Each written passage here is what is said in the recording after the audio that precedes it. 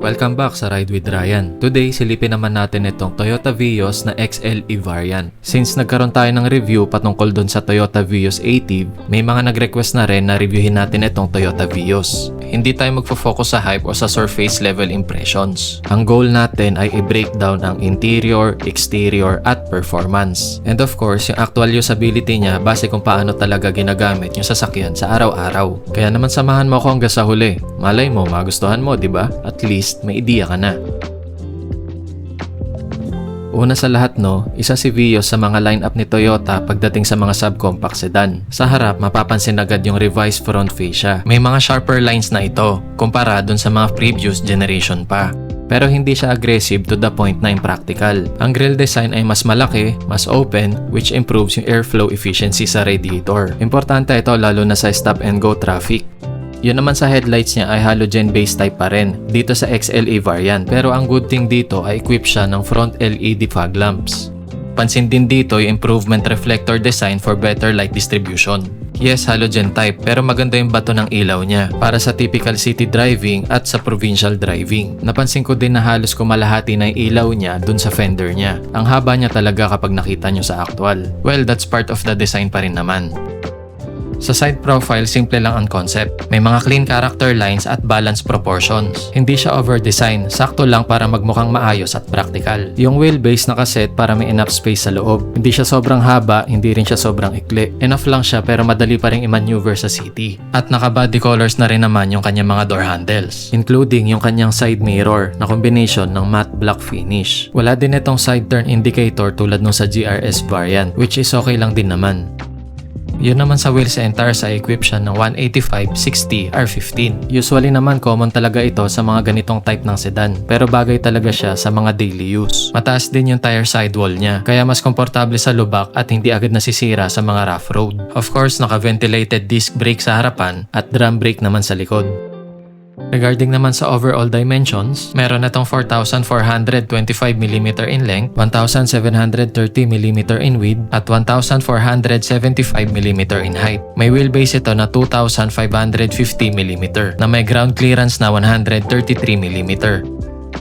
Oh, malinaw yan ha. Tuloy tayo. Yung ganitong ground clearance, sakto lang para sa speed bumps at mild flooding situation. Hindi siya SUV, pero hindi rin siya sobrang baba. Dito naman sa tail section, simple lang talaga yung design. Hindi naman siya sobrang stylish. Ang trunk opening ay malaki, which matters kung madalas kang may dala. Kung bubuksan natin ito, may trunk capacity ito na 326 liters, which is enough para magkasya yung 2 hanggang 3 medium luggage or even yung mga weekly groceries. Kasama na dyan yung mga work-related cargo mo. Yung rear seats naman ay fixed sa XLE variant, so meaning wala siyang folding options. But for most users, sapat na yung trunk space niya para magkasya yung mga possible cargo natin. And then dito naman located yung kanyang spare tire. Ang maganda kasi dito kung ano talaga yung naka-install sa kanya, yun din yung pinaka-spare tire niya. Hindi siya yung steel type o yung donut type na pang-abot lang talaga sa mga vulcanizing shop. Combination na rin yan ng mga basic tools, tulad na lang ng jack, wrench at early warning device. Oh, maliwanag yan ha. Tuloy tayo. Sumunod naman natin tignan ay ang interior.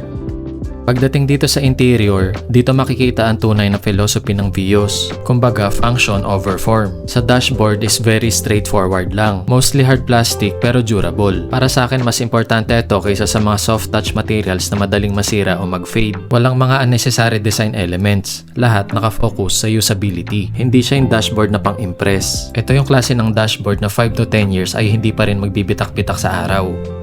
Yun naman sa infotainment system is touchscreen base. Equip ito ng 6.75 inches display audio. Of course, nandyan ay AM, FM, auxiliary input, Bluetooth connectivity, USB, voice command. Ang importante sa lahat, equip na siya ng Apple CarPlay and Android Auto. Basic lang din, pero responsive naman yung kanyang infotainment system. Dito naman sa may bandang ibaba sa kanyang climate controls, makikita na rotary type ito. Hindi siya digital, mas simple, mas reliable. Less electronics at mas less din yung failure niya over time. Napansin ko mas mabilis pang i-adjust yung mga manual kaysa doon sa mga touch-based controls. Dito naman sa may bandang ibaba, available ka na rin ng dalawang cup holder para sa driver and passenger side. Isa itong CVT transmission na combination na rin ng kanyang sports mode na naka-piano black finish yung paligid nito. Patungkol dito sa kanyang center armrest, sapat lang yung lalim nito. Marami ka na rin na pwedeng malagay, pero mga small item accessory lang. Parang kalahating dangkal lang yung pinaka-width nito. At dito naman nakaposition yung kanyang 12-volt socket at yung handbrake niya na conventional type pa.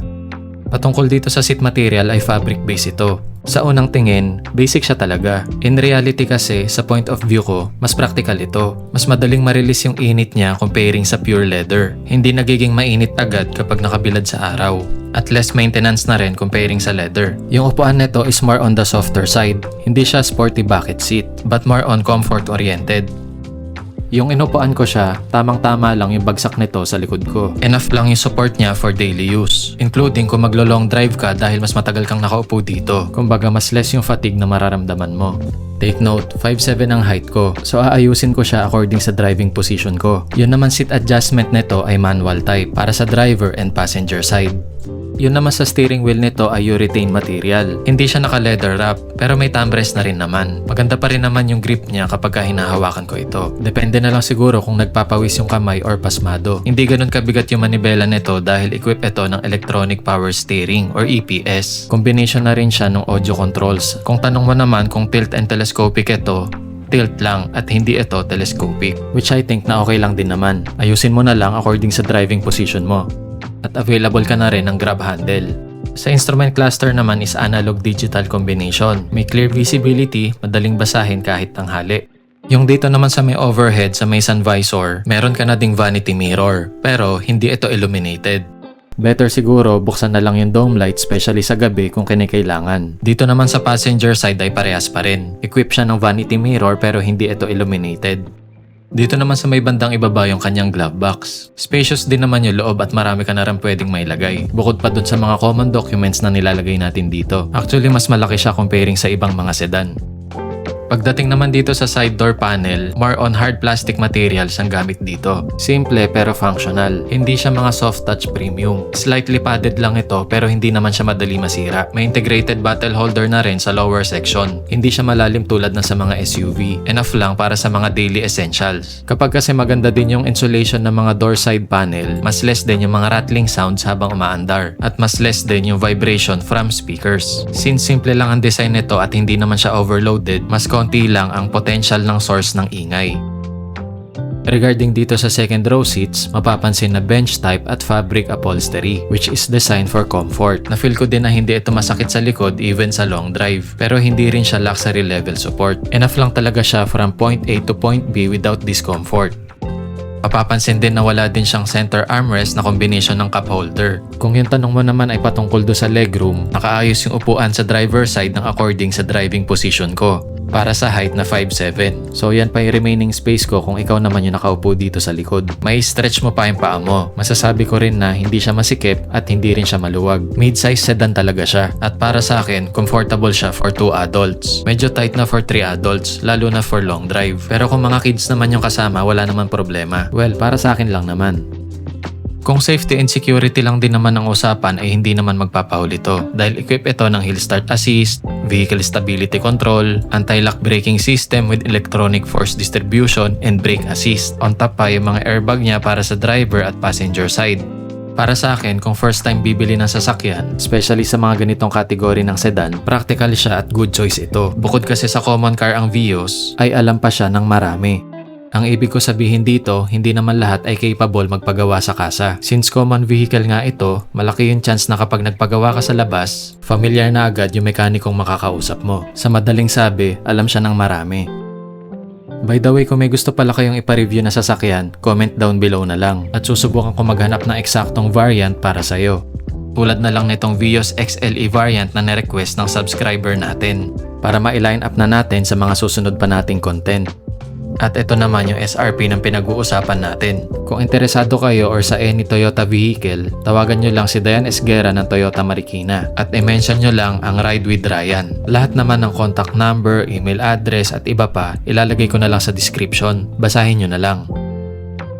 Patungkol naman dito sa kanyang engine, equip ito ng 1NRFE. Isa itong dual VVTi or 4-cylinder inline engine dock or dual overhead cam. 16-valve na EFI. May cylinder displacement ito na 1,329cc. May maximum output ito na 99 PS at 6,000 RPM. At may maximum torque naman na 123 Nm at 4,200 RPM. 42 liters gasoline engine ang fuel tank capacity nito. Yung sa fuel consumption, actually hindi natin talaga siya na test drive. Pero marami akong nabasa, nakakuha sila ng 15 km per liter combined na sa city at sa highway. Well, in reality naman, depende pa rin naman yan sa driving behavior natin. Kasama na rin dyan yung traffic condition. Ibang usapan pa kung punuan yung sasakyan or solo mo lang. Bale yung 15 km per liter na nakuha nila, either tumaas or bumaba. Magva-vary pa yan. Compare nyo na lang din sa actual driving para magkaroon din tayo ng better comparison. O paano? Sa palagay ko napahaba na ata kwentuhan natin. Asahan kita next content ha? Thanks for watching. Bye-bye!